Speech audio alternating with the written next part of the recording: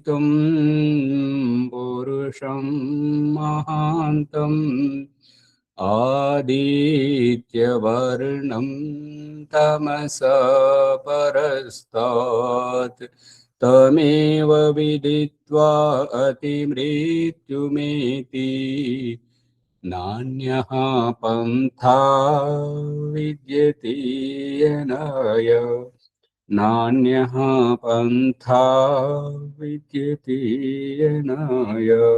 ఓం శాంతి శాంతి శాంతి. ఓం సత్యార్థ ప్రకాశము అధ్యాత్మ సత్సంగానికి వచ్చేసినటువంటి వారందరికీ నమస్తే, స్వాగతం, సుస్వాగతం. ఓం నమస్తే ఆచార్య. సర్వేభ్యో నమో నమః.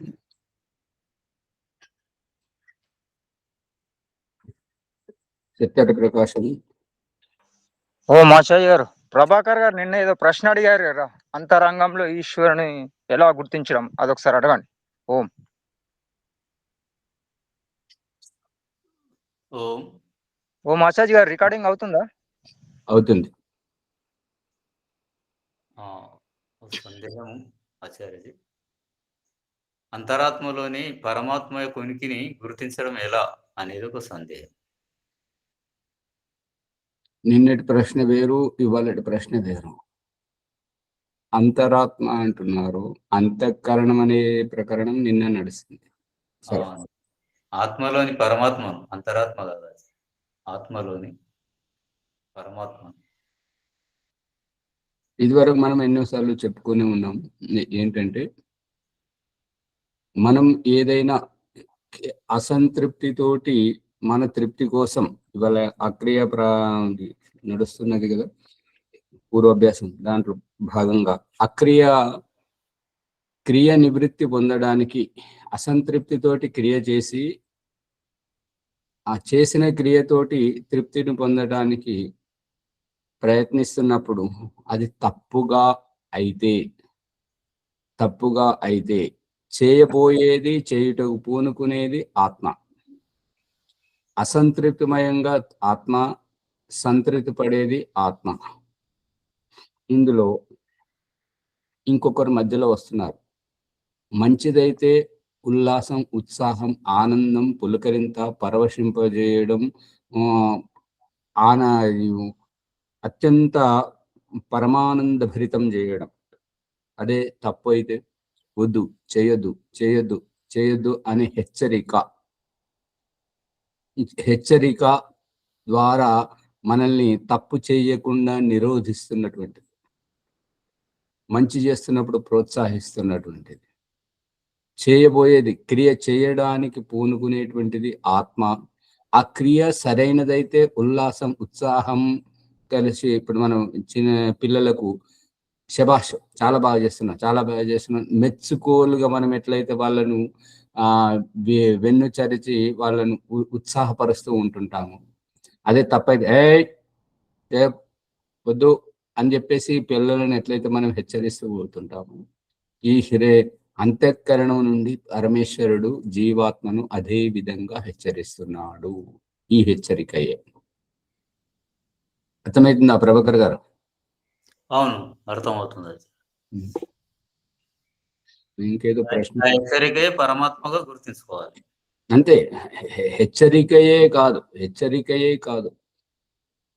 ఈ హెచ్చరికతోటి ఇది బండ గుర్తు.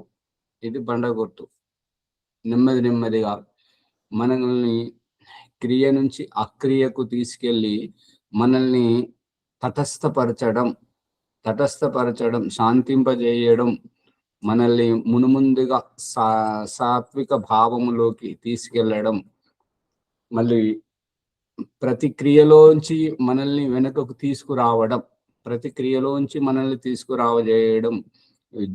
జన్మలోంచి మనల్ని వెనుకకు రప్పింపజేయడం. ఇప్పుడు మనం ఒకటి చెప్పుకుంటున్నాం కదా సంధ్యోపాసనలో, నేను ఎన్నెన్నో జన్మలు తిరిగి ఈ జన్మకు వచ్చినప్పుడు, ఈ జన్మలో ఈ రకంగా జన్మిస్తున్నప్పుడు నన్ను గర్భం నుంచి రారమ్మని నాకు స్వాగతం పలుకుతున్నావా పరమేశ్వర? అనువనువును ఇమిడి ఉన్నటువంటి ఆ వైద్యుని చేతుల్లో, ఆ దాయమ్మ చేతిలో ఎవరైతే ఆ గర్భాశయం ముందు చేతులు పెట్టి శిశువును ముందుకు తీసుకోవడానికి చేతులు చాస్తున్నారు. ఇక పశుపక్షుల యొక్క గర్భం నుండి వస్తున్నటువంటి ఈ శిశువు ఆ అణువణువున భూమి యొక్క అణువణువున ఇమిడి ఉన్నటువంటి సర్వవ్యాపకుడైనటువంటి పరమాత్మ తత్వాన్ని చూసి అమృత ఉపస్తరణముగా పరుచుకున్నావా స్వామి అని, మరియు ఏ ఏ ఖండములో, ఏ గ్రహములో, ఏ ద్వీపములో, ఏ భాషలో, ఏ దేశములో నేనున్నానో చావు పుట్టుకల పేరుతో, పండుగల పేరుతో పూజారిని దూతగా నా వద్దకు పంపించి నా సందేహ నివృత్తి గావించి నన్ను మెప్పించి నీ చెంతకు రప్పించుకోవడం చూస్తుంటే నోట మాట రావట్లేదు స్వామి అనేది. నిన్న మొన్నటి ప్రకరణంలో మనం గర్భము లోపల శిశువు ఆత్మ, గర్భము బయట తండ్రి ఆత్మ, ఇద్దరి మధ్యలో వీధి నాటకాలు ఆడేవారి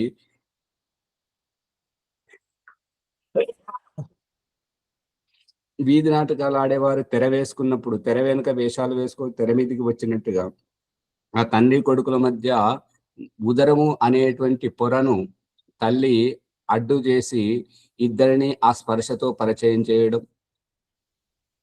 గర్భం నుండి బయటకు వచ్చాక అదిగో నాన్న, అదిగో నాన్న అని పరిచయం చేయడం, దేహానికి పరిచయం చేయడం. మరి చిట్ట చివరికి ఈ జీవన్ముక్తి అవస్థలో దేహం నుంచి దేహి ఈ యొక్క ఇంద్రియాలను అధిగమించి, మనసును అధిగమించి ఈ యొక్క బ్రహ్మరంధ్రం ద్వారా దేహాతీతంగా ఓం ఖం బ్రహ్మ పునాతు సర్వత్రా ఓం సత్యం అని దేహానికి బయటకు వెళ్ళినప్పుడు నిరాకారానికి నిరాకారం ఈ రకంగా మనం తెలుసుకుంటున్నాం కదా. గుర్తుపెట్టారా లేదా? ఆకారానికి ఆకారం, స్పర్శ స్పర్శ, దేహానికి దేహం. గుర్తుపట్టాను. అది ఇంకా ధన్యవాదాలు.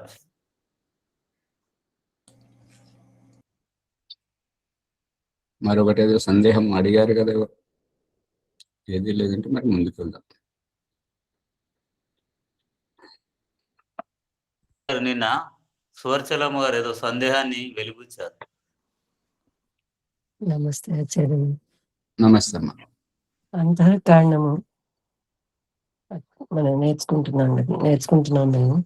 దానిలో అంతఃకరణము అని అంటే బుద్ధి, ప్రకృతి నుండి వచ్చింది బుద్ధి, తర్వాత నేను అనేటటువంటిది, ఆ తర్వాత పంచమహాభూతాలు, జ్ఞానేంద్రియాలు, ఇవన్నీ కూడా అంటే మనసు, అంటే ఇవన్నీ అంతఃకరణంలో ఉన్నాయి కాబట్టి మనసు ముందుకు వస్తుంది కదా ఆచార్య. ఆత్మ అదే ఆత్మ ద్వారానే, ఆత్మనే మనసుతోటి కర్మఫలాన్ని అంటే ప్రారంధాన్ని బట్టి మనసే మాయ అనేటటువంటిది, ఆ మాయ అనేటటువంటి పొరే మనసు. అంటే అంతఃకరణం అంటే ఇవన్నీ ఉన్నాయి కాబట్టే అంతఃకరణం ఆచార్యజని. నిన్న బుద్ధి నాణ్యం లాంటిది అనుకున్నాం కదండి అమ్మగారు. ఈ కదండి భాషని తీసేయండి, సాగదీతాన్ని తీసేసి సూటిగా మాట్లాడితే తొందరగా అర్థమైంది. మనసు అనేటటువంటిది ఈ అంతఃకరణం ఇవన్నీ కలిసిందే మనసు అనేది ఆచార్యజీ. అమ్మగారు ఏం చెప్తున్నారు, ఎవరికైనా అర్థమైందా? అదే ఇప్పుడు పరమేశ్వరుడు లేడు అని మనసునే ప్రత్యేకంగా తీసుకుంటున్నారు అని అంటే అంతఃకరణం అంతా కలిపి ఆ మనసు అనేటటువంటి మాయ, పరమేశ్వరుడు మాయాతత్వం అనుకో అని మనం విధిగా తెలుసుకుంటున్నప్పుడు, అదేవిధంగా ఈ మనసు కూడా జడం కాబట్టి మాయ ఆ విధంగా అనిపించి దాన్ని గురించే ప్రత్యేకత తీసుకోవటం అనేటటువంటిది ప్రశ్నించడం తెలియట్లేదు ఆచార్య. కాకపోతే అర్థమవుతుంది కానీ ఎలా ప్రశ్నించాలో అర్థం కావట్లేదు. సరే చెప్పండి ప్రభాకర్ గారు. మనసు అనేది అంతఃకరణంలోని భాగమేనా అనేది అమ్మగారి ప్రశ్న ఉన్నట్టు నాకు. అంతేనా అమ్మగారు? అవునా ఆచార్య.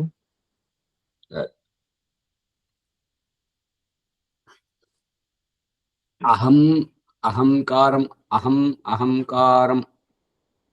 సత్వ రజస్తమసాం బహువచనం సత్వ రజస్తమసాం సామ్యావస్థ సంఘటితావస్థ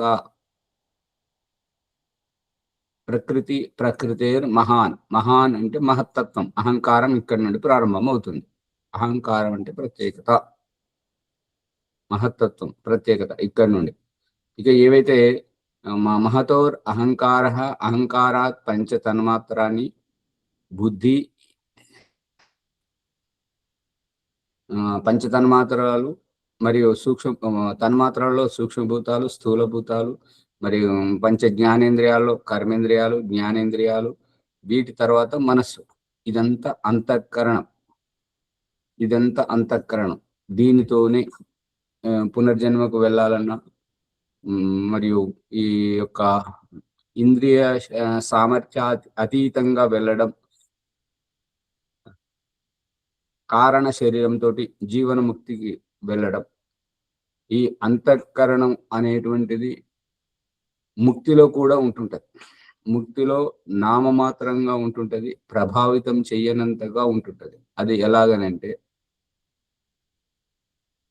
మనము మన ఇంటి పరిస్థితులతోటి, మన జీవితం పరిస్థితితోటి మనం ఏ స్థితిలో ఉన్నను, మనము పిల్లలైతే వాళ్ళు పరీక్షలో పాస్ అయ్యి ఫస్ట్ ర్యాంకులో వచ్చినప్పుడు, వ్యాపారం చేసేవారు అత్యధిక లాభం పొందినప్పుడు, ఉద్యోగం చేసే వారికి ప్రమోషన్ వచ్చినప్పుడు, మరియు దంపతులకు సంతానం కలిగినప్పుడు, ఈ రకంగా ఏదైనా ఒక అద్భుతం జరిగినప్పుడు ఓ ఉల్లాసం, ఉత్సాహంలో ఏంటంటే తన పరిస్థితిని మరిచిపోయి తహతుకు మించి ఆనందాన్ని అనుభవింపజేసుకోవడమే ఈ పండుగలు. అర్థమవుతుందా? ఆ పండుగలలో తాను చేయాల్సిన దానికంటే ఎక్కువ ఖర్చు పెట్టడం, అన్నీ చేయడం, ఆనందాన్ని పంచుకోవడం, అందరిలో తన ఉనికిని నిరూపించుకొని చూపించడం, ఎక్కువగా తహతుకు మించి ఆ యొక్క పండుగలను చేసుకోవడం, అదంతా ఈ జీవాత్మ మనస్సు ఇంద్రియాలతో చేస్తున్నా కూడా అక్కడ అంతఃకరణములో, ఈ మృత్యువులో పునర్జన్మ కోసం వెళ్ళినప్పుడు శిశువులో ఏ కోరికలు కనబడవు, కేవలం స్వార్థం కనబడుతుంది. స్వార్థం, ఆకలి దప్పికలు అనేటువంటిది. అదే మళ్ళీ మరణాసన్న దశలో ఉన్నటువంటి వారికి అక్కడ కూడా స్వార్థమే కనబడుతుంది.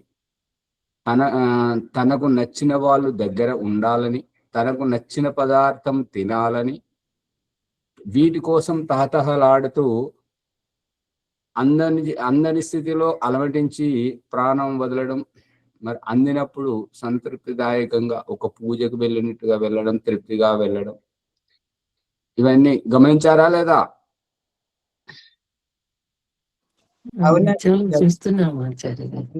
ఈ సమర్థవంతమైనటువంటి యవ్వన ప్రౌఢ దశలోనే కోరికలు, వాటి కోసం ఈర్ష్యాద్వేషాలు అవన్నీ ఏం చేసుకోవడం జరుగుతుంది. పుట్టినప్పుడు శైశవ దశలో మరియు దేహత్యాగం చేయబోతున్నటువంటి మరణాసన్న దశలో కేవలం స్వార్థమే ఉంటది, అంతకుమించి ఇంకేముండదు. అంటే వాళ్ళకు కోరికలు కోరుకునేటివి అంత కాకుండా వారికి కావలసినటువంటిది. గమనించారా రాజామణిమ గారు, ప్రభాకర్ గారు?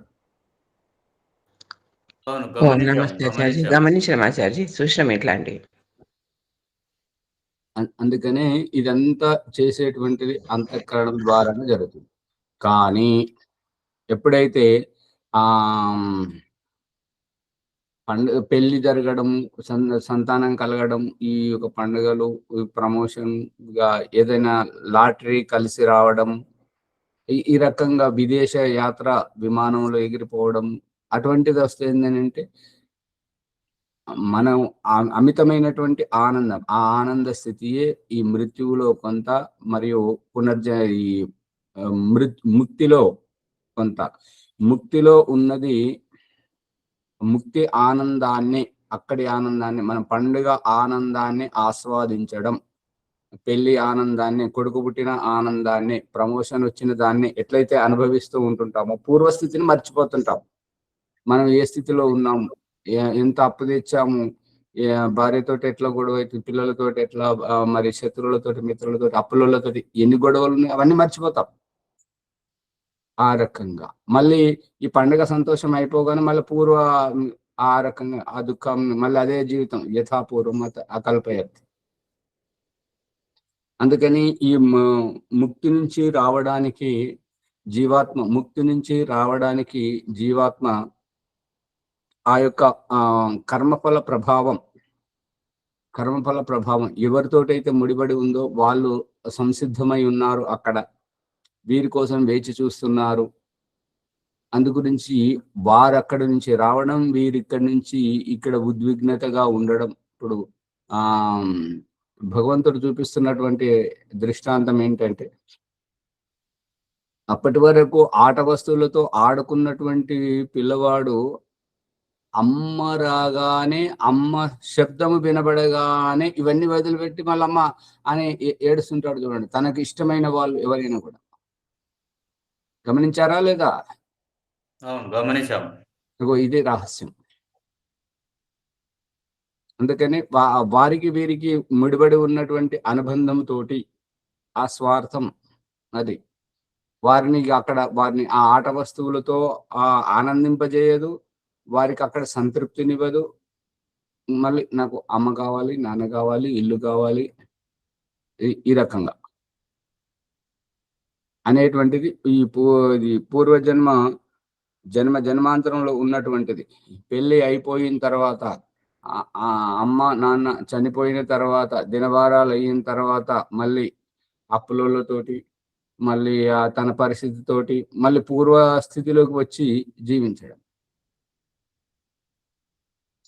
ఇదంతా బ్రహ్మాండంలో జరిగేదానిని ఈ పిండ సృష్టిలో మనకు నటింపజేసి ఒక నాటకీయ రంగంగా మన జీవితాన్ని తీర్చిదిద్ది, మనం ఇదివరకు టీవీ సీరియళ్లలో, సినిమాల్లో చూసేటువంటిది ఎవరిదో కథ, ఎవరో నటులు, దానిని మనం తమాషాగా చూసి వదిలేసాం. కానీ ఇక మన జీవితానికి సంబంధించిన దాంట్లో మన జీవితాన్ని ఒక నాటకీయ రంగంగా తీర్చిదిద్ది, ఈ నాటకంలో మనల్నే పాత్రధారుల్ని చేసి, మనల్నే ఆడించి అలసట గొలిపించి, కనువిప్పు కలిగిన వారికి జీవనముక్తి వైపుకు, కలగని వారికి పునర్జన్మ వైపుకు భగవంతుడు నడిపిస్తున్నాడు.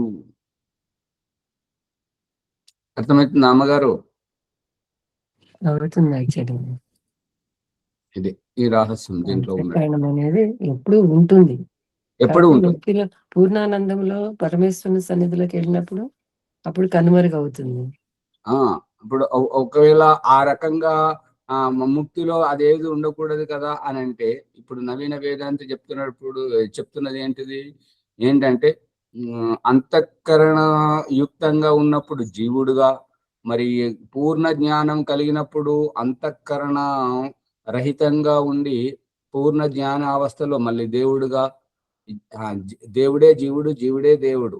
ఎప్పుడైతే అంతఃకరణతో ముడిపడి ఉంటాడో జీవుడుగా ఉండి పునర్జన్మనెత్తడం, ఎప్పుడైతే అంతఃకరణ రహితంగా ఉంటాడో అప్పుడు పూర్ణ జ్ఞానిగా దేవుడై ఉంటాడు.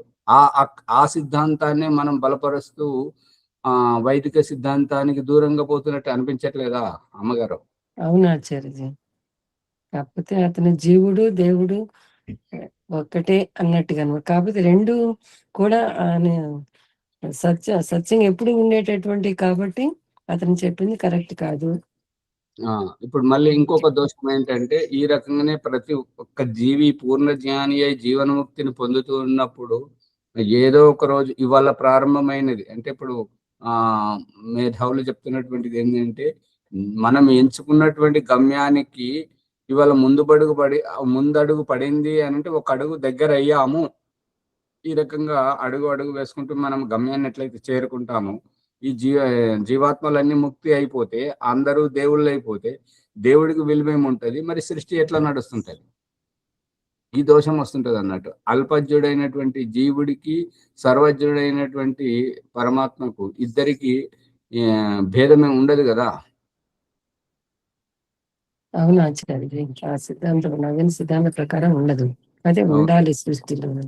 ఉంటేనే దేవుడు దేవుడే, జీవుడు జీవుడే అనేటువంటిది ఈ మరి నిరూపణ కావాలి అని అంటే జీవుడు అల్పజీవుడుగానే ఇప్పుడు ఇక్కడికి పోతే అక్కడికి రావాలని, ఇప్పుడు ముక్తిలో ఉంటే బంధనంలోకి రావాలని, బంధనంలో ఉంటే ముక్తికి పోవాలని, ఇక్కడ ఉంటే అక్కడికి, అక్కడ ఉంటే ఇక్కడికి జీవుడు ప్రయత్నిస్తూనే ఉంటుంటాడు కదా. అందుకని జీవుని స్థానం జీవునిదే, దేవుడి స్థానం దేవుడిదే. ధన్యవాదాలు ఆచార్య. ఓ ఓం నమస్తే ఆచార్యజీ. లక్ష్మణార్య. ఇప్పుడు స్వార్థం లేకపోతే ప్రతిఫలం సిద్ధించదు కదా ఆచార్య గారు. మరి లక్ష్మణ్ గారు, స్వార్థమే క్రియ, స్వార్థమే క్రియ, నిస్వార్థమే అక్రియ. సూటిగా మాట్లాడుకుంటే అర్థం కావట్లేదా? ఓం అర్థమైంది ఆచార్య గారు. ఓం ధన్యవాదాలు.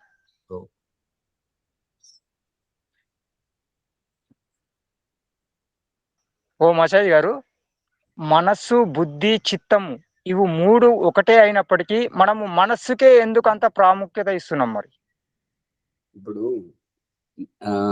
నాణెము నాణ్యమే కదా, ఏదైనా నాణ్యమే కదా. దాంట్లో బొమ్మ బొరుసు యొక్క ప్రత్యేకత ఏమున్నది? బొమ్మతోటి ఇది దేశం యొక్క ముద్రణేనా అనేటువంటిది బొమ్మది. ఆ బొరుసు అనేటువంటిది అది ఎంత విలువ కలిగినటువంటిది. లక్ష్మణ్ గారు. జీ ఆచార్య గారు, అర్థమవుతుంది. ఓం అంతే. ఓం ధన్యవాదాలు ఆచార్య మహోదయ. బొమ్మ పరిధి అనేటటువంటిది, వరుస అనేటటువంటిది, అనంతం అనేటటువంటిది ఆచార్య చెప్తే అట్లానే. అమ్మగారు మాట స్పష్టంగా వస్తే అందరికి అర్థమవుతుంది. అదే బొమ్మ అనేటటువంటిది ఇప్పుడు దేశం అంటే పరిధి ఆచార్యజీ. పరిధి కాదమ్మ గారు, దేశ ముద్ర. ఇప్పుడు దేశము దేనితో, ఇప్పుడు మన భారతదేశం 3 సింహాల బొమ్మను పెట్టుకుంటాం కదా, గుర్తింపు. అది వేరే దేశానికి లేదు. అవునా? ఇప్పుడు మన బొమ్మ అనేటువంటిది 3 సింహాల బొమ్మ. సింహాలు 4 ఆచార్య. కనబడేటువంటిది 3 కదా, 4 ఉంటాయని అంటారు. 4 సింహాలే, కానీ కనబడేదైతే 3 కదా. అంటే 3 ప్రభాకర్ గారు, దాన్ని అది 3, 4 అనేది కాదు, ఆ సింహాల బొమ్మనే కదా. అంతే, సింహాల బొమ్మ అంతే. ఇది పాకిస్తాన్ లో చెల్లదు ఈ సింహాల బొమ్మ. అమెరికాలో, జర్మనీలో, అక్కడెక్కడ, రష్యాలో ఎక్కడ చెల్లదు. ఏ దేశ ముద్ర ఆ దేశంలోనే చెల్లుతుంది.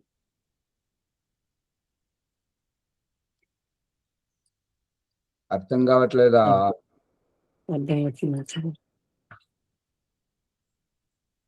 అంటే దేని ప్రత్యేకత దానిదే అని అంటారు, అంతేనా ఆచార్య గారు? ఓం.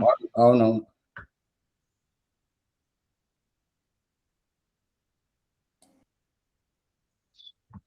అన్ని ఒకటే.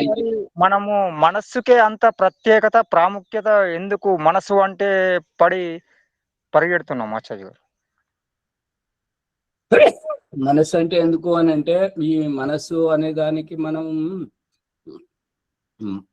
మన గురించి మనకు తెలియదు కాబట్టి ఇంకొక దానితో ప్రభావితం అవుతున్నాం కాబట్టి ఆ ప్రభావితం చేసేదే మనస్సు. అర్థమవుతుందా లక్ష్మణ్ గారు? కానీ బుద్ధి ద్వారా మనము నిర్ణయం తీసుకుంటున్నాం కదా ఆచార్య గారు. మనస్సు ద్వారా మరణం చేస్తున్నాం, కానీ బుద్ధి ద్వారా ఏది మంచి ఏది చెడు అని నిర్ణయం తీసుకుంటాం. కానీ మరి మనస్సు మీదనే ఎందుకంత మన చిత్తాన్ని కేంద్రీకరిస్తున్నాం? ఇష్టము అనేటువంటిది మనల్ని నడిపిస్తుంది.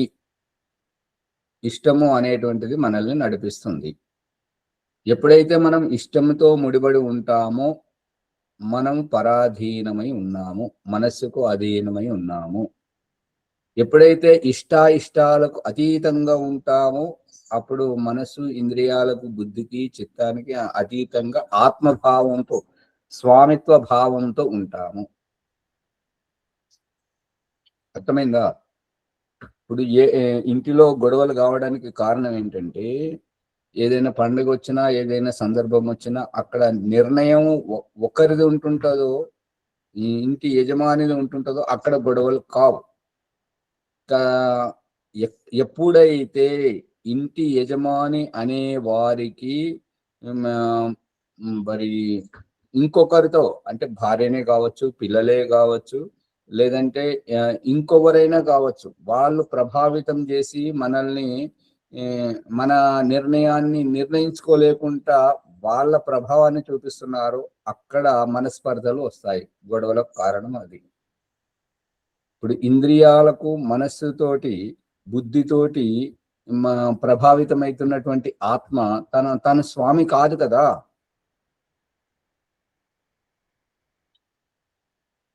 కానీ వెనుక ఉండి చేస్తున్నది ఆత్మనే కదా ఆచార్య గారు. స్వామియే చేస్తున్నాడు, పూనకం చేస్తున్నది వెనుక నుండి ప్రోత్సహిస్తున్నది స్వామియే కదా. ఎంత అమాయకంగా మాట్లాడతారు లక్ష్మణ్ గారు. పని మనిషికి యజమానికి తేడా తెలియదా? సాంఖ్య దర్శనకారుడు కపిల మహర్షి అదే అభిప్రాయంతో నేను ఏకీభవిస్తున్నానని చెప్పేసి దయానంద సరస్వతి సత్వ రజస్ తమసాం సమయావస్థ ప్రకృతేర్ మనః ప్రకృతేర్ మహతోర్ అహంకారాత్ పంచ తన్మాత్రాన్ని ఉభయమింద్రియం మనః. ఇది ఒక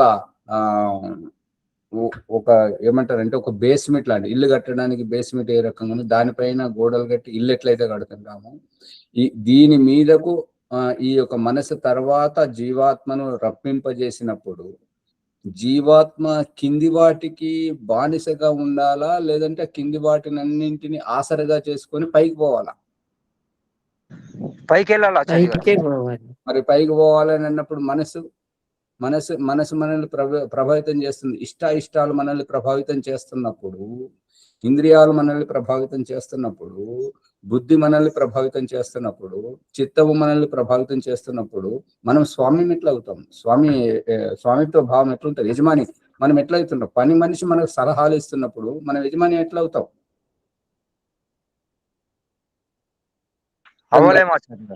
మరి అంతే కదా.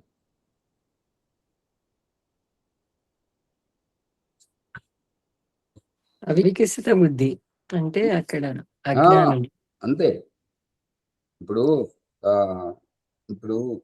ధారణలో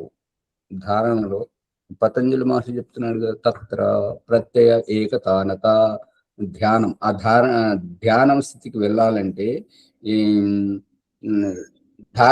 ధారణ చేస్తున్నప్పుడు మనం శరీరంలో అణువణువున మనల్ని స్పందిస్తున్నప్పుడు ఓం ప్రకాష్ జయించాడు కదా, శరీరం అంతా ఉరుకుతున్నట్టుగా, పారుతున్నట్టుగా, జారుతున్నట్టుగా, ఉడుకుగా, చల్లగా, వేడిగా, గుచ్చుతున్నట్టుగా, గీరుతున్నట్టుగా, గిల్లుతున్నట్టుగా ఏదైతే స్పందన కనిపిస్తుందో అది శారీరక ధర్మం. ఎవరైతే ఆ ఓం ప్రకాష్ చెప్పేటువంటిది మన శరీరంలో కలుగుతుందా లేదా, అట్లా అలాగే కలగాలని ఎదురు చూడడం ఇది నటన. ఇక్కడ వాస్తవం ఏంటంటే మన శరీరం చెప్పేటువంటిది నిజం. ఓం ప్రకాష్ లాంటి ఎంత పెద్ద గురువులు చెప్పినా, ఎవరు చెప్పినా అది వారి ఒక దిక్సూచిగా మనకు సూచిస్తున్నారు.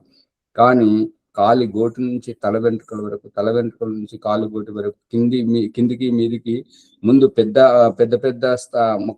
ముఖమంతా, శిరస్సు అంతా, ఈ యొక్క పెద్ద అంగములను చూసి మళ్ళీ దాన్ని సగం చేసి ఒక ముక్కు వరకి, ఒక కన్ను వరకి, ఒక పన్ను వరకి, ఒక ఎముక వరకి, నరం వరకి, ఇట్లా చిన్న దాంట్లో కూడా ఆ స్పందనలు మనం ఎప్పుడైతే చూసినప్పుడు శరీరంలో చచ్చుబడిపోయినటువంటి అంగములు కూడా సక్రియమవుతాయి.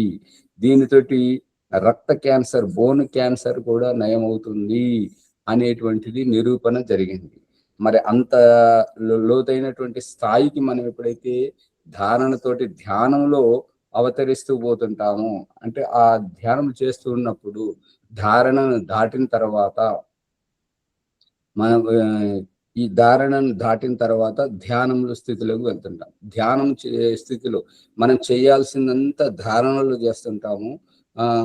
ధ్యానములో చేయాల్సింది ఏమీ ఉండదు.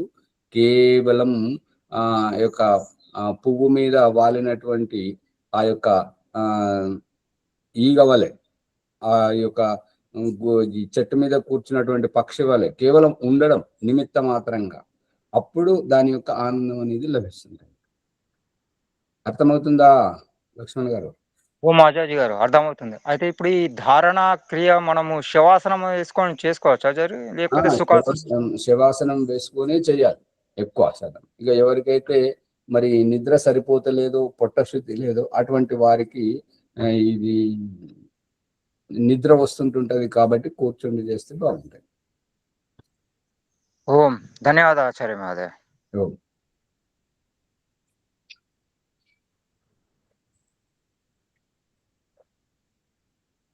సమయం అంతా దీంట్లోనే అయిపోయింది. మరి ఇంకా అడిగితే అడగండి, ఇది సందేహ నిమిత్తం అయిపోతుంటుంది. లేదంటే మనం ముందుకు వెళ్దాం కొద్దిగా.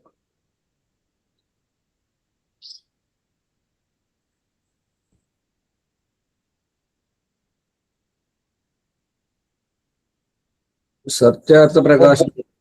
ఓం ఆచార్య గారు, ఇంకొక చిన్న సందేహం.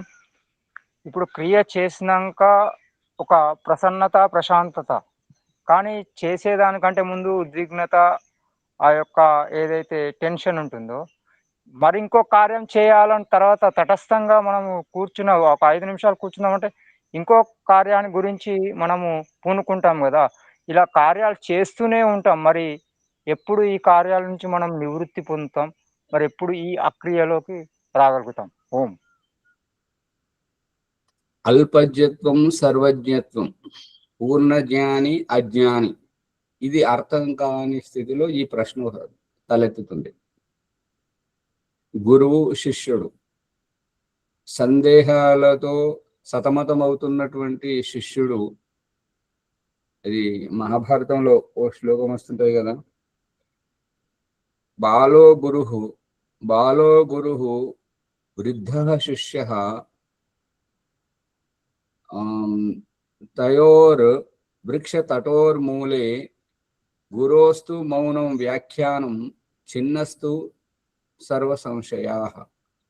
ఊడలు దిగినటువంటి మర్రి చెట్టు కింద అత్యంత పండు ముసలిగా ఉండి వెంట్రుకలు తెల్లబడినటువంటి శిష్యుడు, అత్యంత బాల్యావస్థలో ఉన్నటువంటి గురువు మౌనంగా ఉంటున్నాడు. శిష్యునిలో ఉన్నటువంటి సందేహాలన్నీ పటాపంచలైపోతున్నాయి.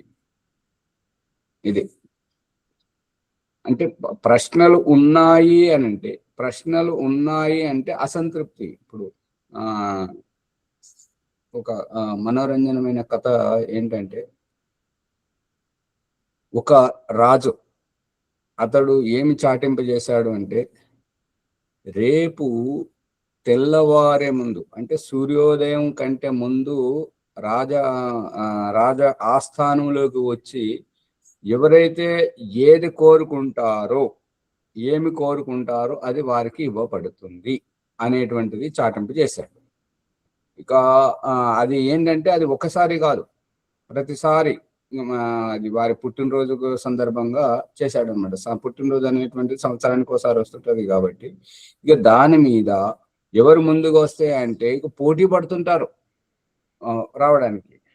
ఈ విధంగా ఒక గురుకుల స్నాతకుడు ఆ రోజు ఎంపికయ్యాడు రాజ ఆస్థానంలోకి వెళ్ళి తన కోరిక కోరుకోవడానికి.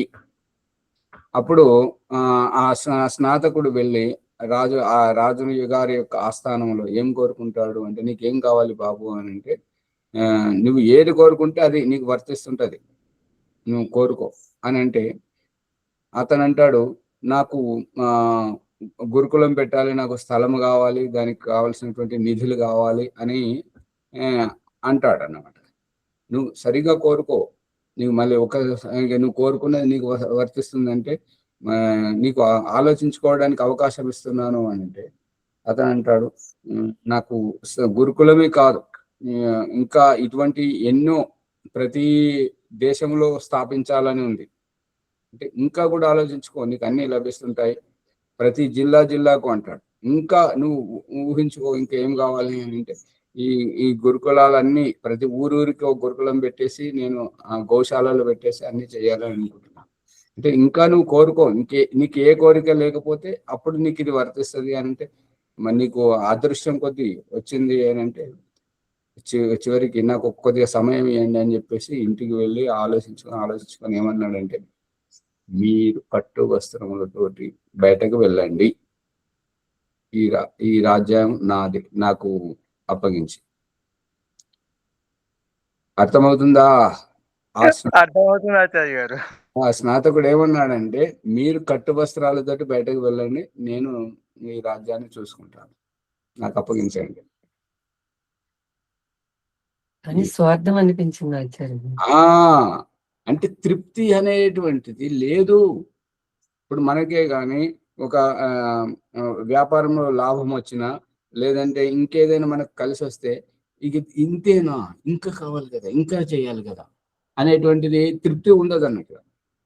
ఇప్పుడు ఈ ఏమంటారంటే జూదం ఆడే వాళ్ళలో ఏంటి అంటే, కొద్దిగా వచ్చింది అనుకో, ఇంకొక ఆటలో వస్తుందేమో అని చెప్పేసి ఆశతోటి ఉన్నదంతా కోల్పోతారు. పోయిన వాడిది కూడా అంతే ఆచార్య గారు, మళ్ళీ ఇంకో ఆటలో వస్తది అని చెప్పేసి ఆడుతూనే ఉంటా అంటారు. అది అత్యాశ అన్నాడు. అత్యాశ. అంటే ఒక పరిధిలో ఉండాలి. మనకంటూ మనం స్వామిత్వ భావం ఉంటే మనము ఒక నియంత్రణలో ఉండాలి. లేకపోతే నియంత్రణ కోల్పోతే ఏమవుతుంటది? వాహనం నడిపిస్తున్నటువంటి వారు నియంత్రణలో లేకపోతే ఏమవుతుంటది? మనసుతో ఇదన్నమాట జరిగేది. నియంత్రణ లేకపోతే వాహనం ఎటో అటో వెళ్ళిపోతుంది, మనము యాక్సిడెంట్ కి గురవుతుంటాం ఆచార్య గారు. మళ్ళీ అయిపోతుంది, రామనామ సత్యం అయిపోతుంటది అదే రోజు, నియంత్రణ లేకపోతే. అత్యాశ అనర్థాలకు దారి తీస్తుంది. అది అంతే, పరిమితమే ముఖ్యమైనది.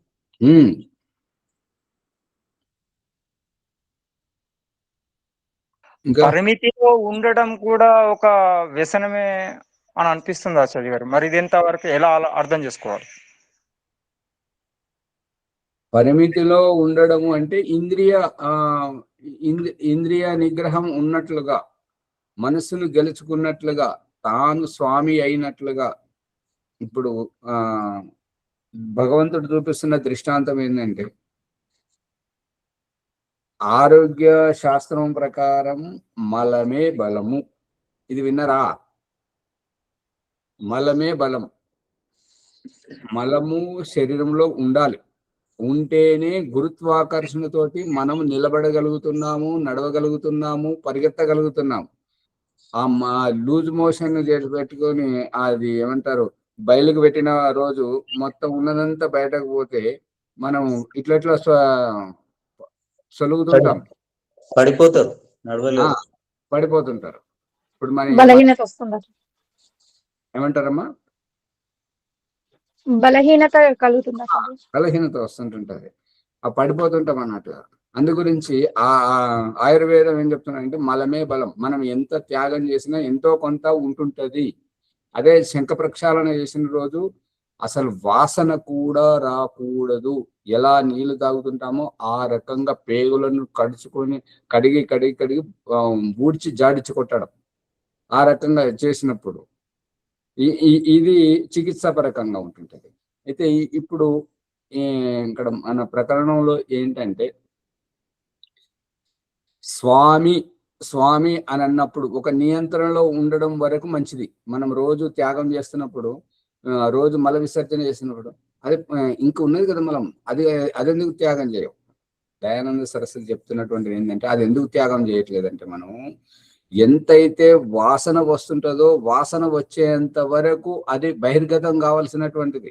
10వ సముల్లాసంలో విన్నారు కదా, వాసన వచ్చేంత వరకు మల త్యాగం చేయాలి. వాసన రానిది అది పోషకతత్వము కాబట్టి దానితోటి రక్తము మాంసము తయారవుతుంటుంటది కాబట్టి దానితోటే ఇప్పుడు తిన్నట్టుగా విసర్జనకు వెళ్ళిపోతే వ్యక్తి బలహీన పడతా ఉంటాడు. గమనించండి. అంటే దాన్ని నిల్వ ఉండేదాన్ని మలం అనకూడదు కదా. అందుకని నియంత్రణలో లక్ష్మణ్ గారు ప్రశ్నకు సమాధానం ఏంటంటే, నియంత్రణలో మనం ఒక అదుపులో ఉండాలి. అదుపులో ఉన్నంత వరకే మనం బాగుంటాం. అదుపు తప్పితే నియంత్రణ కోల్పోతుంటాం. అర్థమవుతుందా? ఓం అర్థమవుతుంది ఆచార్య గారు, ధన్యవాదాలు. ఇదే రహస్యం.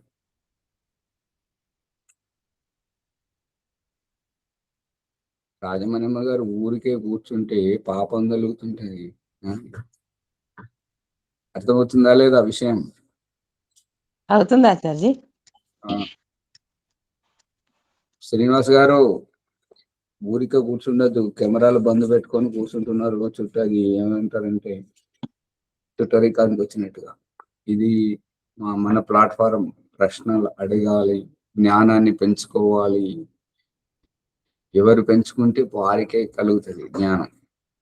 మనం ఊరికే తమాషగా వింటుంటే ఏందని అంటే ఆ తమాషా మనకు మనోరంజకంగా అనిపిస్తుంది, కానీ మన ఆత్మలో జాగృతి మేల్కొలుపు అనేటువంటిది రాదు.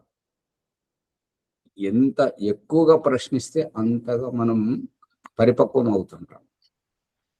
విషయము మంచిగా ముందుకు పోతుంది కాబట్టి మళ్ళా మధ్యన ప్రశ్న వేసి డిస్టర్బెన్స్ చేయొద్దని చెప్పి నేను వింటున్నాను ఆచార్య. చాలా మంచి ఈ అభిప్రాయం. ఇంకా మరి సమయం అతీతం అవుతుంది. ఇంకేమైనా ఏదైనా పాట పాడినా సరే, లేదంటే ఏదైనా అడిగితే అడగండి, లేదంటే సంధ్యోపాసన ప్రభాకర్ గారు. ఓం సర్వేభ్యో నమస్తే. ఈనాటి సత్సంగ తరగతిలో మనం అనేకమైన సందేహాలకు తెలుసుకున్నాం, నివృత్తి చేసుకున్నాం. అత్యధిక జ్ఞానాన్ని కూడా ఈ ఎపిసోడ్ ద్వారా పొందినాము. కాబట్టి ఈ ఎపిసోడ్ను మనం అందరికీ షేర్ చేద్దాం, లైక్ చేద్దాం, సబ్స్క్రైబ్ చేసి గంట సింబల్ను నొక్కి ఈ జ్ఞానాన్ని అందరికీ అందించవలసినదిగా మనవి. ఈ విషయాలన్నీ ఎంతో లోతైన జ్ఞానాన్ని అందించిన విషయాలను ఆచార్య గారు మనకు అందించినందుకు వారికి ధన్యవాదములు. ఇంకేమైనా సందేహాలుంటే ప్రశ్న రూపంలో కామెంట్ బాక్స్లో రాసి అత్యధిక జ్ఞానాన్ని పొందగలరని కోరుచున్నాము. ఈరోజు వైదిక సంధ్య పుష్పమ్మ గారు చేయిస్తారు. ఓం నమస్తే ఆచార్య. సర్వేభ్యో నమో నమః. శ్యామలయ్య గారు చేయిస్తారా?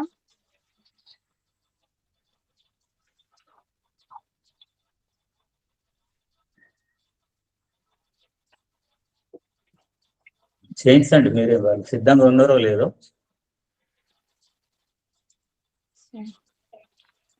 అథ వేదిక సంధ్య బ్రహ్మయజ్ఞము. ఓం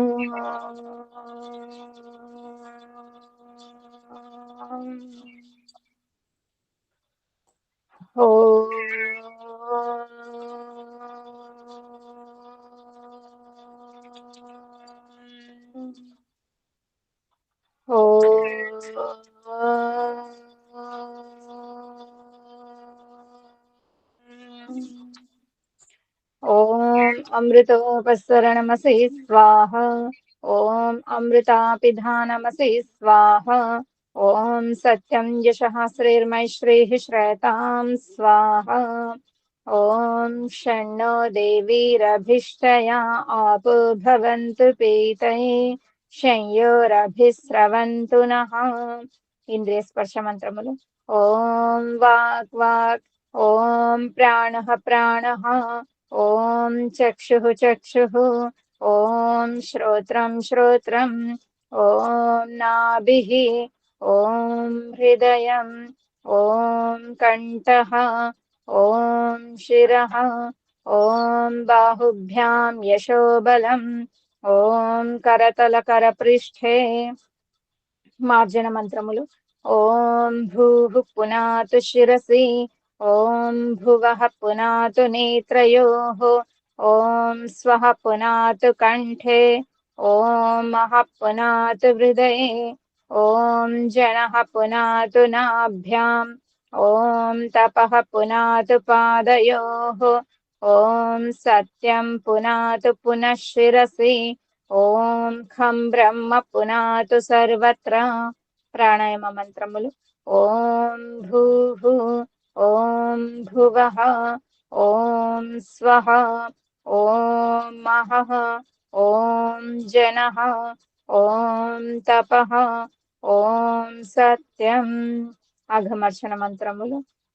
ఓం ఋతం చ సత్యం చాభిద్ధా తపసోऽధ్యజాయత తతో రాత్రజాయత తతః సముద్రో అర్ణవః సముద్రాదర్ణవాదధి సంవత్సరో అజాయత అహోరాత్రాణి విదధద్విశ్వస్య మిషతో వశే సూర్యాచంద్రమసౌద్ధాతా యథా పూర్వమకల్పయత్ దివం చ పృథివీం చాంతరిక్షమథో స్వః.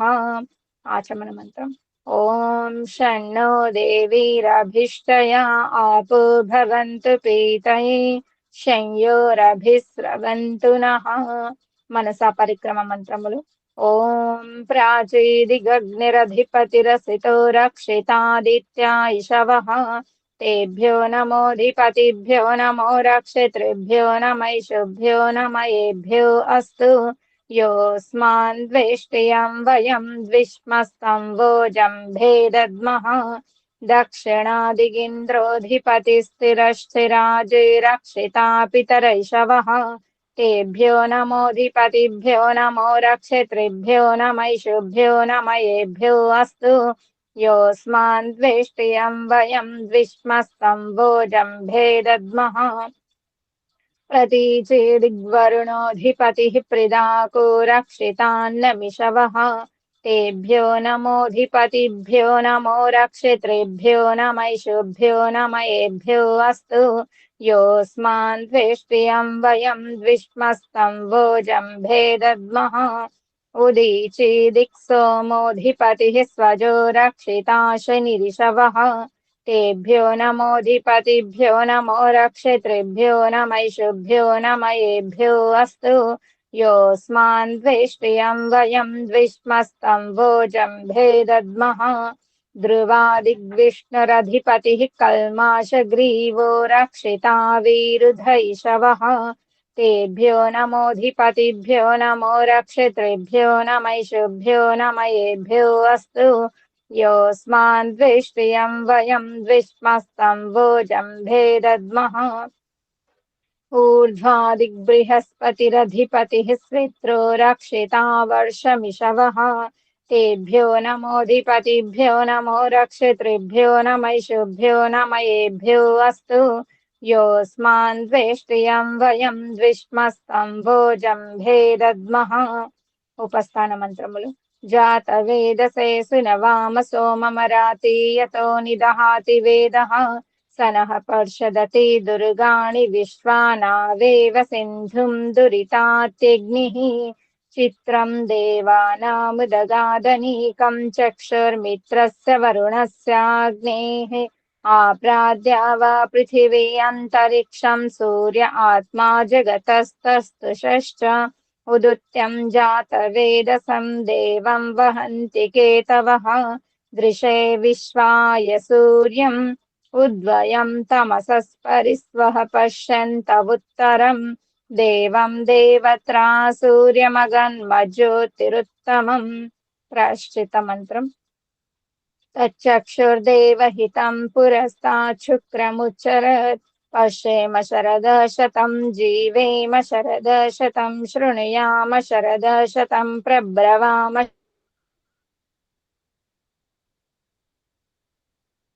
शरदशतम् अदीनाः श्याम शरदशतं भूयः शरदशतात् आचमन मंत्रम् ओम शन्नो देवी अभिष्टया आपो भवन्तु पीतये शंयोरभिस्रवन्तु नः गायत्री मंत्रम् ओम भूर्भुवः स्वः तत्सवितुर्वरेण्यं भर्गो देवस्य धीमहि धियो यो नः प्रचोदयात् समर्पण भावम् ఓ పరమేశ్వర దయానిధే మీ కృప వల్ల జపోపాసనాది శుభకర్మములను చేసిన మేము ధర్మ అర్థ కామ మరియు మోక్షముల సిద్ధిని సత్వరముగా ప్రాప్తించుకునేటట్లు అనుగ్రహింపము స్వామి. నమస్కార మంత్రం ఓం నమః శంభవాయ చ మయో భవాయ చ నమః శంకరాయ చ మయస్కరాయ చ నమః శివాయ చ శివతరాయ చ. ఆచమన మంత్రం. ఓం షణ్ణో దేవీరభిష్టయా ఆపో భవంతు పీతై శంయోరభిస్రవంతు నః. ఓం ఇతి వైదిక సంధ్య బ్రహ్మయజ్ఞము అత శాంతి పాఠః. ఓం దేవ శాంతి అంతరిక్షం శాంతి పృథివీ శాంతి ఆపః శాంతి ఓషధయః శాంతి వనస్పతయ శాంతి విశ్వే దేవాః శాంతి బ్రహ్మ శాంతి సర్వం శాంతి శాంతిరేవ శాంతి సామా శాంతిరేధి. ఓం శాంతి శాంతి శాంతి. ఓం నమస్తే ఆచార్య. సర్వేభ్యో నమో నమః. ఓం నమస్తే ఆచార్య. సర్వేభ్యో నమః. నమః. ఒక్క నిమిషం ఆచార్య ప్రభా